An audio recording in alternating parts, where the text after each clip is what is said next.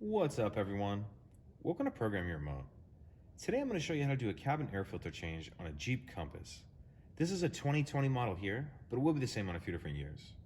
So our cabin air filter is going to be located behind the glove box, but there's a few things we need to do in order to get access to that.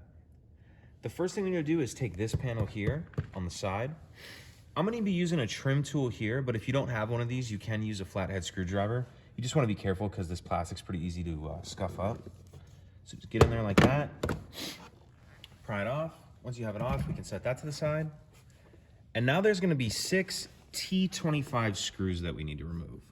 The first one is gonna be right here.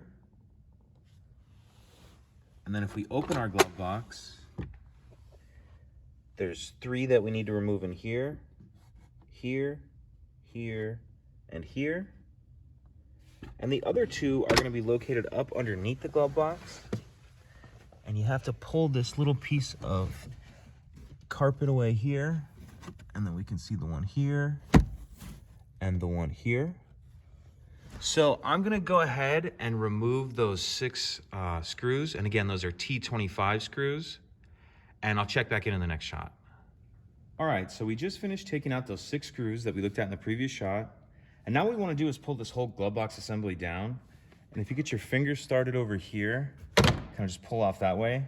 And don't pull too hard because we still need to unhook the light for the glove box. So if it comes all the way down, you can kind of just rest it on your leg to take the slack off.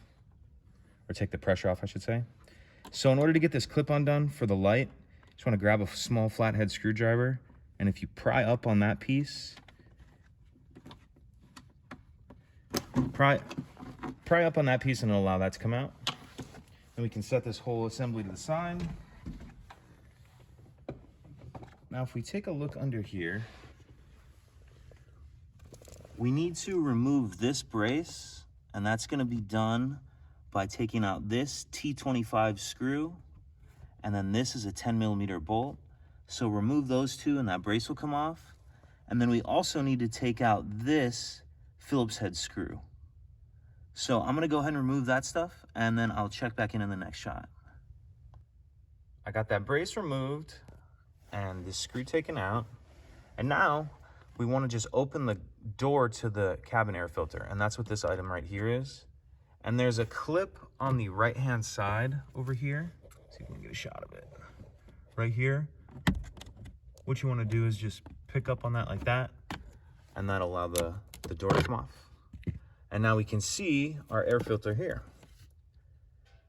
And I'm not going to change this one right now. I need to come back to it. But when you put your new one in, just make sure you're taking note that you have the airflow pointing down. Airflow pointing down. And from here, you're gonna reverse everything we just did to close it up. The only thing that I would recommend to keep in mind, to make it a little easier, when you put your glove box back on, just make sure that the glove box is going underneath the carpet. Don't try to put it on like this. Just make sure that the bottom of the glove box is tucked behind that carpet. And that's pretty much it. Pretty easy, actually. If you have any questions, please let me know. If you could take a second to like and subscribe, it helps us out, and I'd appreciate it. Thank you.